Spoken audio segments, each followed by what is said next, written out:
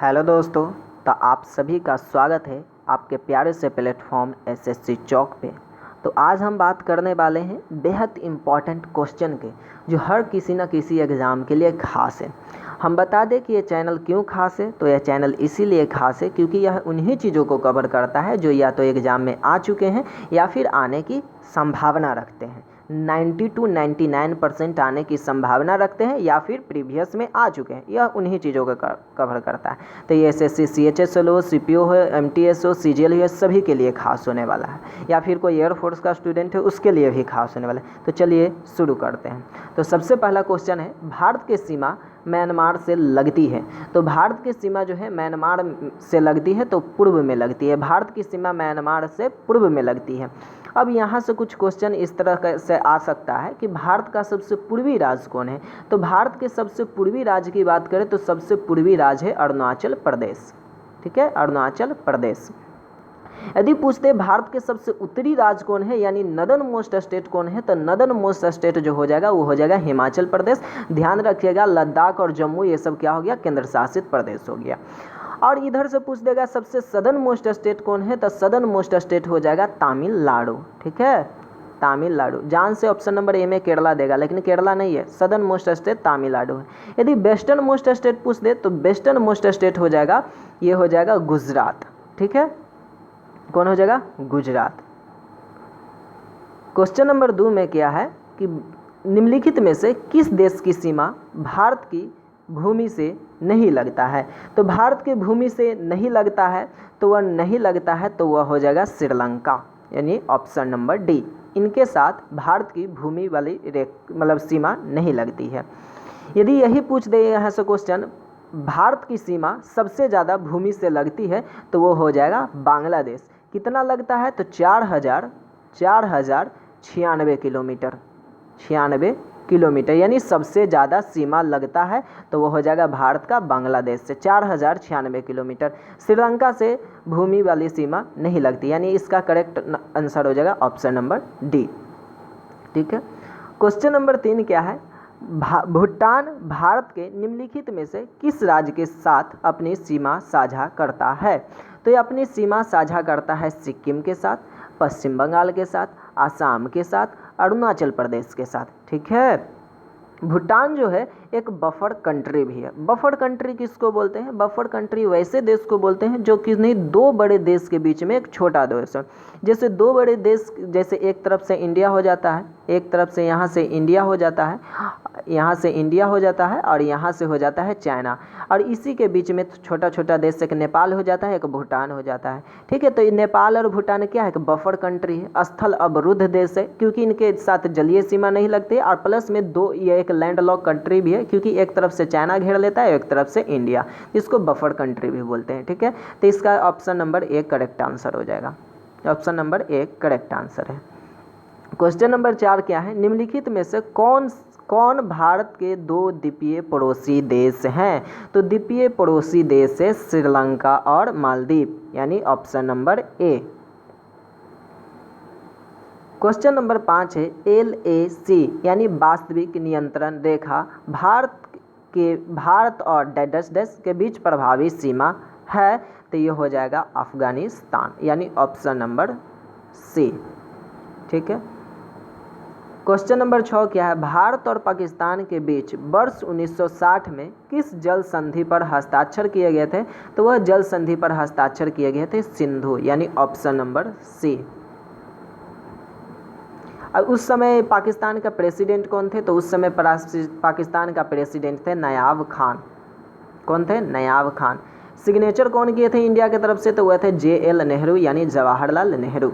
ठीक है, question number 7 क्या है, निम्नलिखित में से कौन भारत और चाइना के बीच स्थित एक पहाड़ी दर्रा है। तो वह हो जाएगा काराकोरम दर्रा, यानी option number C. Question number 8 क्या है, निम्नलिखित में कौन सी रेखा पाकिस्तान और अफगानिस्तान को अलग करता है। तो ये हो जाएगा डुरंड रेखा। यदि यहाँ पे क्वेश्चन आता कि भारत और अफगानिस्तान को अलग करती है कौन सी रेखा, तो डुरंड रेखा ही होगा। पाकिस्तान अफगानिस्तान पूछे, डुरंड रेखा ही होगा। अब ऐसा क्यों होता है? ऐसा इसीलिए होता है क्योंकि 1947 यानी 14 अगस्त 1947 से पहले पाकिस्तान नाम की कोई चीज़ था नहीं, तो एक डुरंड लाइन खींचा गया था भारत और किसके बीच? भारत और अफगानिस्तान के बीच। कौन सा लाइन? Durand line. लेकिन बाद में जब 14 अगस्त 1947 को पाकिस्तान एक नया देश बना, तो वह जो वर्तमान में अलग करता है वह पाकिस्तान और अफगानिस्तान के अलग करता है, ठीक है। लेकिन क्वेश्चन में आता है कभी कभी कि भारत और अफगानिस्तान को अलग करता है, तो डुरंड रेखा ही होगा। अब मैकमोहन रेखा किसको अलग करता है? तो मैकमोहन रेखा अलग करता है इंडिया और चाइना को। किसको? इंडिया और चाइना को। रेड क्लिप रेखा बोल दे तो रेड क्लिप रेखा अलग करता है भारत और पाकिस्तान को, ठीक है, भारत और पाकिस्तान को। यदि भारत और बांग्लादेश को अलग कौन करता है, तो रेड क्लिप रेखा ही होगा, क्योंकि पाकिस्तान का ही अंग है बांग्लादेश, ये तो अलग बाद में ना हुआ था, इसीलिए रेड क्लिफ रेखा भारत और बांग्लादेश को भी अलग करता है, भारत और पाकिस्तान को भी अलग करता है। मैकमोहन रेखा इंडिया और चाइना को भी अलग करता है, इंडिया और चाइना को अलग करता है। डुरंड रेखा जो है पाकिस्तान और अफगानिस्तानी को भी अलग करता है, लेकिन क्वेश्चन में आता है भारत अफगानिस्तान, तो डुरंड रेखा ही मारेंगे, यानी इसका option number C correct answer हो जाएगा। क्वेश्चन नंबर 9 क्या है? निम्नलिखित में से कौन सा जल मार्ग भारत को श्रीलंका से अलग करता है? तो भारत को श्रीलंका से अलग करता है पाक जलमड्रू मध्य रेखा। इसको इंग्लिश में पॉक स्ट्रेट भी कहते हैं। इंग्लिश में क्या कहते हैं? पॉक स्ट्रेट, ठीक है, स्ट्रेट। क्वेश्चन नंबर 11 क्या है? निम्नलिखित में कौन सा भारतीय राज्य कर्क रेखा के उत्तर में स्थित है? तो कर्क रेखा के उत्तर में स्थित है मणिपुर। कौन है? मणिपुर। यदि यहीं से क्वेश्चन आ गया कि भारत के कितने राज्यों से कर्क रेखा गुजरता है, तो भारत के 8 राज्यों से कर्क रेखा गुजरता है, ठीक है। लेकिन भारतीय राज्य कर्क रेखा के उत्तर में कौन स्थित है? तो कर्क रेखा के उत्तर में है मणिपुर। क्या मणिपुर से कर्क रेखा पास करती है? तो नहीं, मणिपुर से कर्क रेखा पास नहीं करती है, ठीक है। तो किससे पास करती है? तो वो करती है गुजरात से, राजस्थान से, मध्य प्रदेश से, छत्तीसगढ़ से, झारखंड से, पश्चिम बंगाल से, त्रिपुरा से और मिजोरम से। देखो हो गया ना, 3 3 6 व 2 8। तो कौन कौन से? गुजरात से, राजस्थान से, मध्य प्रदेश से, छत्तीसगढ़ से, झारखंड से, वेस्ट बंगाल से, त्रिपुरा और मिजोरम से। लेकिन यहाँ पे क्वेश्चन यह नहीं है, क्वेश्चन है कि भारत के कौन सा भारतीय राज्य कर्क रेखा के उत्तर में स्थित है? तो ऑप्शन नंबर बी यानी मणिपुर हो जाएगा। कितने राज्यों से कर्क रेखा गुजरती है? तो 8 राज्यों से। कौन कौन से गुजरती है बता चुके हैं, ठीक है। क्वेश्चन नंबर 12 क्या है? क्वेश्चन नंबर 12 है, भारत में उस स्थान का नाम बताइए जहां बंगाल की खाड़ी, अरब सागर और हिंद सागर में मिलते हैं। तो ऑप्शन नंबर ए हो जाएगा कन्याकुमारी। यह कन्याकुमारी कहाँ है? तो तमिलनाडु में है। यदि पूछ दे यहाँ पे, देखो यहाँ पे यदि पूछ देगा कि भारत का सबसे मुख्य भूमि की दक्षतम बिंदु कौन सा है, भारत का सबसे मुख्य भूमि का दक्षतम बिंदु कौन सा है? तो cap Comorin Tamil Nadu, cap Comorin Kanyakumari में ही है, ठीक है। तो क्या कन्याकुमारी ऑप्शन में रहेगा? तो कन्याकुमारी मारेंगे। कैप कोमोरिन रहेगा तो कैप कोमोरिन मारेंगे। लेकिन वह क्या क्वेश्चन रहेगा कि भारत का मुख्य भूमि का सबसे दक्षतम पॉइंट कौन सा है, ठीक है। तो भारत में, लेकिन यहाँ पे क्वेश्चन तो वह नहीं है। क्वेश्चन क्या है? भारत में उस स्थान का नाम बताया जहाँ बंगाल की खाड़ी, अरब सागर और हिंद महासागर में मिलती है। तो वो हो जाएगा option number A Kanyakumari. 14 number क्या है क्वेश्चन? उत्तर भारत में उप हिमालय क्षेत्र के साथ लगे समतल मैदान को क्या कहा जाता है? तो वह कहा जाता है भाभर प्रदेश कहा जाता है। यानी उत्तर भारत में उप हिमालय क्षेत्र के साथ लगे समतल मैदान को कहा जाता है, तो वह कहा जाता है भाभर। क्वेश्चन नंबर 15 क्या है? निम्नलिखित में कौन सी पहाड़ी जातियों को सही पश्चिम से पूर्व अनुक्रम की पहचान करें? तो ये हो जाएगा ऑप्शन नंबर सी यानी गारो, खासी, जयंतिया और नागो। यहाँ पे एक क्वेश्चन बार बार आता है कि गारो, खासी, जयंतिया कहाँ है? तो गारो, खासी, जयंतिया जो है मेघालय यानी शिलोंग में है, ठीक है, मेघालय यानी शिलोंग में है। क्वेश्चन नंबर 16 है, चेरापूंजी अवस्थित है। तो चेरापूंजी जो अवस्थित है ऑप्शन नंबर सी यानी खासी हिल्स में। अभी हमने बताया गारो, खासी, जयंतिया ये सब कहाँ है, तो मेघालय में है। खासी पर्वत पर ही शिलांग स्थित है। ठीक है, खासी पर्वत पर ही शिलांग है। ठीक। क्वेश्चन नंबर 17 है, क्या है, कश्मीर की घाटी किन दो पर्वत श्रृंखलाओं के बीच अवस्थित है, तो वो हो जाएगा महान हिमालय और पीर पंजाल। महान हिमालय इंग्लिश में इसको ग्रेट हिमालय और पीर पंजाल भी कहते हैं, यहाँ पे इंग्लिश में भी मेंशन है। ठीक है, तो ग्रेट हिमालय और पीर पंजाल यानी ऑप्शन नंबर बी इसका करेक्ट आंसर।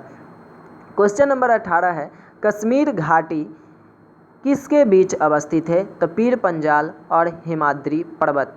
कश्मीर, पीर पंजाल और हिमाद्री पर्वत यानी 18 का बी। क्वेश्चन नंबर 19 क्या है, कर्क रेखा भारत के कितने राज्यों से होकर गुजरती है, तो कर्क रेखा भारत के 8 राज्यों से होकर गुजरती है। किन से गुजरती है, तो गुजरात हो गया, ठीक है, गुजरात हो गया, राजस्थान हो गया, मध्य प्रदेश हो गया, छत्तीसगढ़ हो गया, झारखंड हो गया, पश्चिम बंगाल हो गया, त्रिपुरा हो गया, मिजोरम हो गया। यानी कर्क रेखा भारत के 8 राज्यों से होकर गुजरती है। कौन कौन राज्य से, तो गुजरात से, राजस्थान से, मध्य प्रदेश से, छत्तीसगढ़ से, झारखंड से, वेस्ट बंगाल से, त्रिपुरा से और मिजोरम से। यही पूछ दे कि जीएमटी कितने राज्यों से होकर गुजरती है, तो जीएमटी जो यानी जिसको ग्रीनविच टाइम भी बोलते हैं, ठीक है, यानी भारत की मानक समय रेखा। तो भारत की मानक समय रेखा वह जो है 5 राज्यों से गुजरती है। तो 5 राज्यों कौन कौन से गुजरती है, तो 5 राज्यों से इनका एक ट्रिक है मौका। क्या है, मौका, मौका। एम से हो जाएगा, कौन सा हो जाएगा, एम से हो जाएगा कौन, एम से हो जाएगा मध्य प्रदेश, यही, हाँ, एम से हो जाएगा मध्य प्रदेश, ओ से हो जाएगा उड़ीसा, यू से हो जाएगा उत्तर प्रदेश, सी से हो जाएगा छत्तीसगढ़, ए से हो जाएगा आंध्र प्रदेश यानी मौका। यही 5 राज्यों से जीएमटी गुजरता है। यानी पूछ देगा भारत की मानक समय रेखा जीएमटी से कितने आगे है, तो भारत की मानक समय रेखा जीएमटी से 5.5 घंटा आगे है। कितना आगे है, 5.5 घंटा आगे है। ठीक है, और कितने राज्यों से होकर गुजरती है, तब 5 राज्यों से होकर गुजरती है। कहाँ से लिया गया है, तो उत्तर प्रदेश के मिर्ज़ापुर से लिया गया है। कौन कौन से राज्य से गुजरता है, तो अभी हमने एक ट्रिक बताया, कौन सा, मौका। कौन, मौका।